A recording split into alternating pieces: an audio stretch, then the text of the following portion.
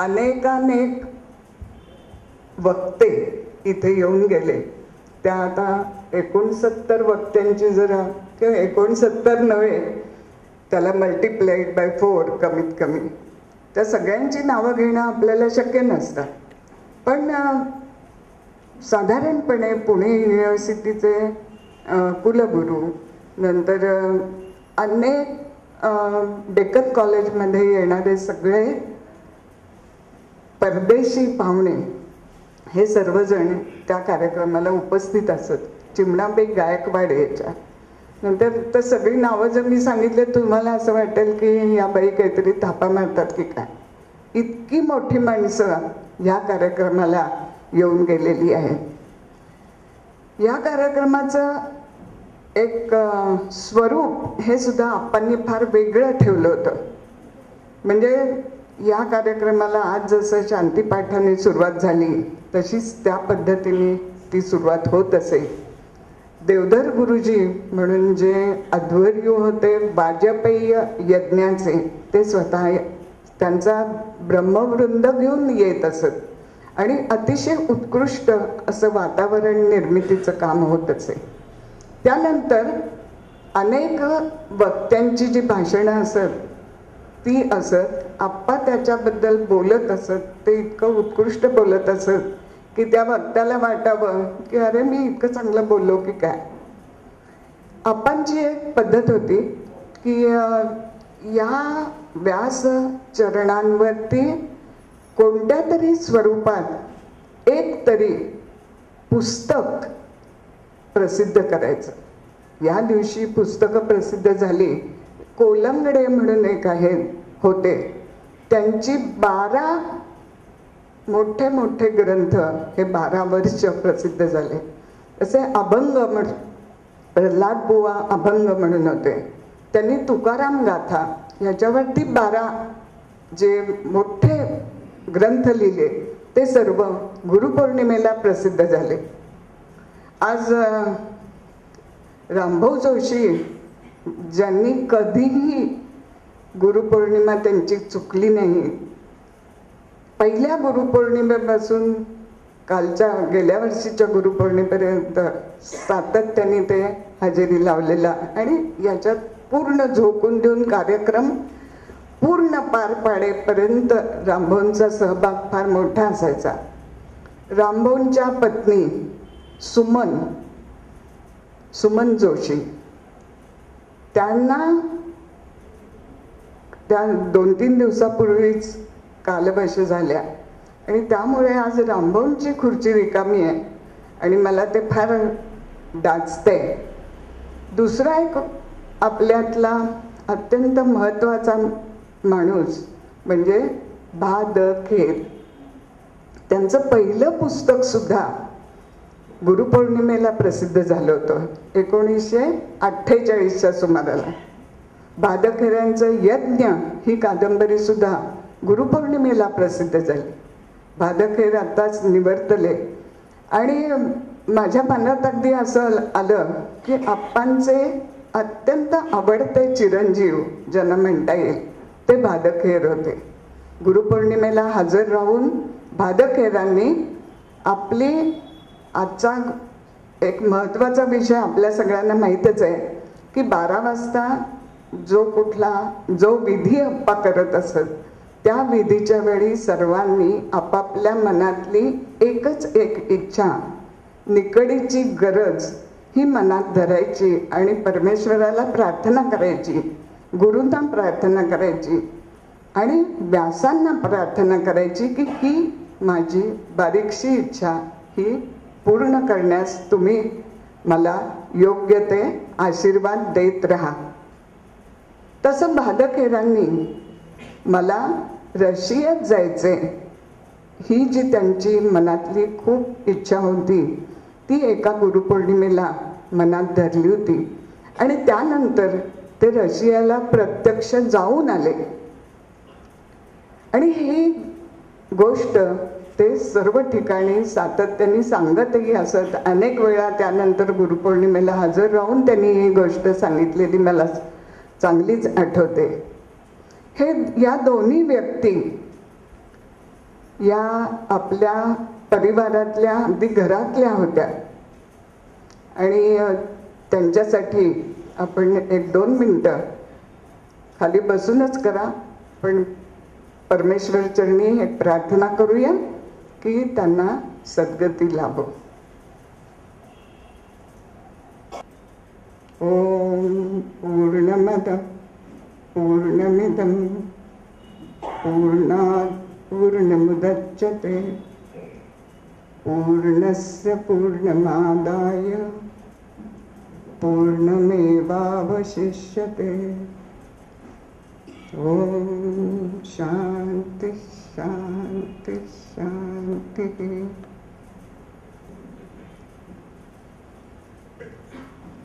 की महर्षी विनोदांचा जन्म हा केतकीचा माळा या कुलाबा जिल्हा म्हणजे आता रायगड जिल्हा या जिल्ह्यातल्या केतकीचा माळा या गावी झाला. अगदी छोटंसं गाव आहे, जेमतेम 40 घरं आणि ब्राह्मणांचं एकच घर विनोदांचं. आणि तिथे अगदी छोट्या गावात जन्माला येऊन महर्षींनी जगद्विख्यात तत्वज्ञ संत दर्शनालंकार अशा कितीतरी गोष्टी आत्मसात केल्या आणि त्यामुळे हा एक अद्वितीय माणूस या भूतलावर जन्माला आला. आणि आमची अशी श्रद्धा आहे की शांती मंदिरात अजूनही त्यांचे भास होतात.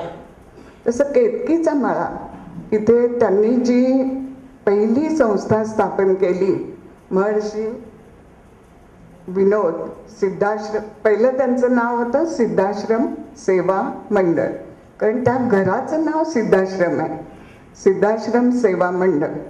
आप्पांच्या पश्चात महर्षी विनोद सिद्धाश्रम सेवा मंडळ असं नाव झालं. आणि या रजिस्टर्ड संस्थेतर्फे आप्पांच्या जन्मस्थानी आपण अनेक उपक्रम करत असतो.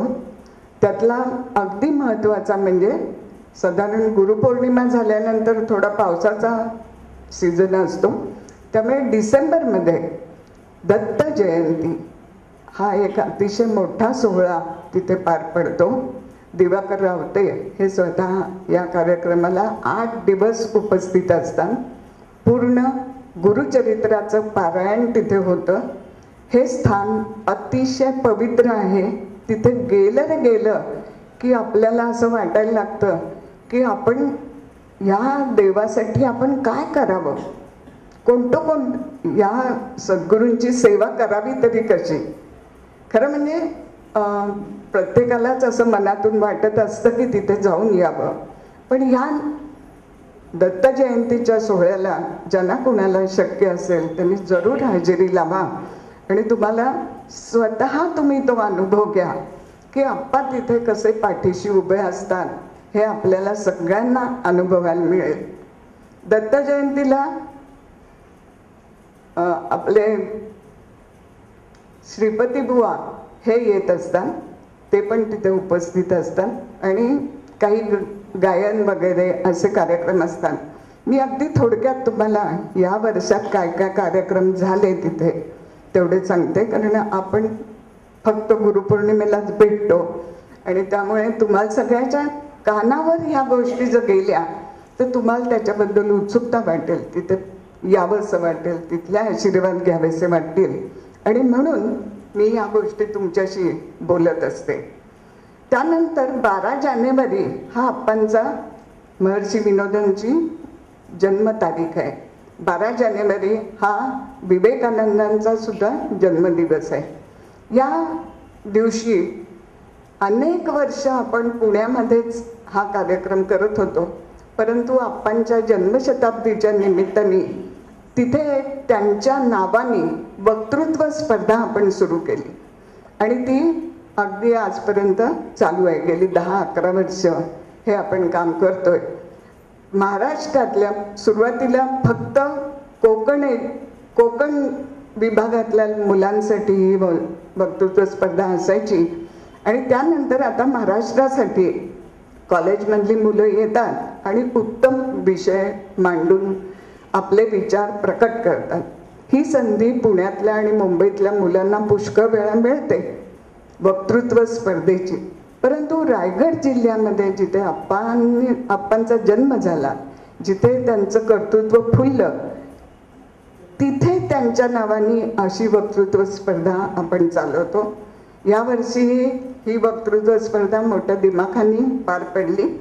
याच्यामध्ये गणराज मित्र मंडळ आणि JSM कॉलेज अलिबाग यांनी सहभाग घेतला आणि विषय त्यातले आपण त्यांना 2 महिने जवळजवळ आम्ही त्यांच्या मीटिंग होतात आणि मग ठरवतो कुठल्या विषयांवर मुलांना बोलायला सांगायचं. तर साधारणपणे जे विषय असतात त्याच्यामध्ये थोडं धार्मिक, थोडं आध्यात्मिक, थोडं सामाजिक असे काही विषय देतो. यावर्षीचे विषय होते आदर्श युवक विवेकानंदांच्या नजरेतून. खूप मुलं ह्याच्यावर बोलली. धर्माच्या नावाने अधर्म हा दुसरा विषय होता. विवाह संस्थेचे वर्तमान आणि भविष्य हा तिसरा विषय होता. व्यावसायिक नीतिमत्ता शिक्षणाचा अविभाज्य भाग असला पाहिजे.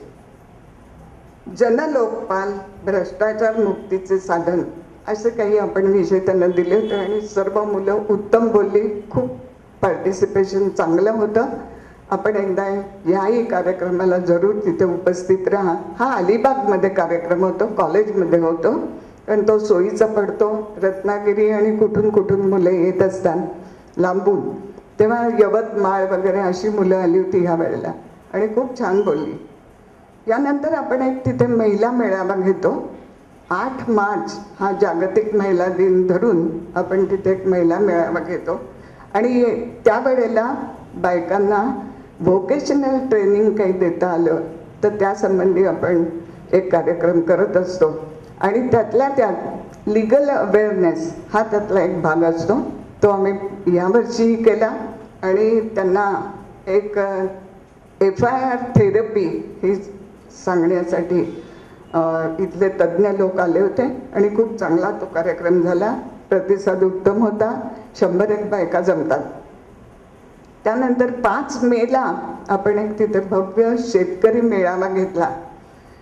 यावेळी उपस्थिती जरा काहीतरी गडबड झाली आणि खूप नव्हती, पण जो कार्यक्रम झाला तो फार छान झाला. जयदेव जयंत बर्वे म्हणून साताऱ्याहून एक मुलगा आला होता. म्हणजे माझ्या मुलाचा तो मित्र असल्यामुळे मी त्याला मुलगा म्हणते, पण तो उत्तम शेती करणारा आहे आणि त्यांनी सेंद्रिय शेतीची तिथल्या शेतकऱ्यांना भरपूर माहिती दिली आणि कशी करावी, का करावी आणि कशी ती फायद्याची होऊ शकते या सर्व बाबतीमध्ये त्यांनी उत्कृष्ट भाषण केलं. आणि मला असं वाटतं की अशा कार्यक्रमांना सुद्धा तुमची उपस्थिती ही खूप खूप मला आवडेल. या सर्व गोष्टी तुमच्या कानावर घातल्यानंतर मला आप्पांच्या बाबतीमध्ये 1-2 मिनिटं बोलावं असं वाटते.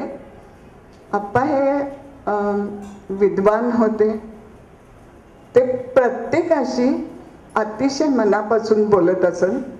म्हणजे अगदी झाडूवाल्यापासून ते अरविंद मफतलालपर्यंत आणि प्रत्येक जण त्यांच्याजवळ जाऊन त्यांच्या मनातलं बोलत असे आणि इतकं उत्तम मार्गदर्शन करणारा, इतका जवळचा गुरु हा सर्व लोकांना सातत्याने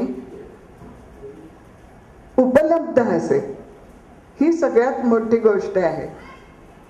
आमच्या आईचंही आज स्मरण करते मी, मैत्री विनोद, की जिनी आम्हाला वाढवलं, आम्हाला कसं जगावं ह्याचं इतकं उत्तम प्रात्यक्षिक दिलं. किती साधेपणाने जगावं. मॅट्रिकला पहिल्या आलेल्या बाईने, म्हणजे त्या काळात 1926 साली ती मॅट्रिकला पहिली आली होती, पण आयुष्य सर्व तिने आप्पांच्या सर्व गोष्टींमध्ये पूर्णपणे समरस होऊन स्वतःला नगण्य करून टाकलं होतं. तिने स्वतःची आयडेंटिटी पूर्णपणे नाहीशी केली होती.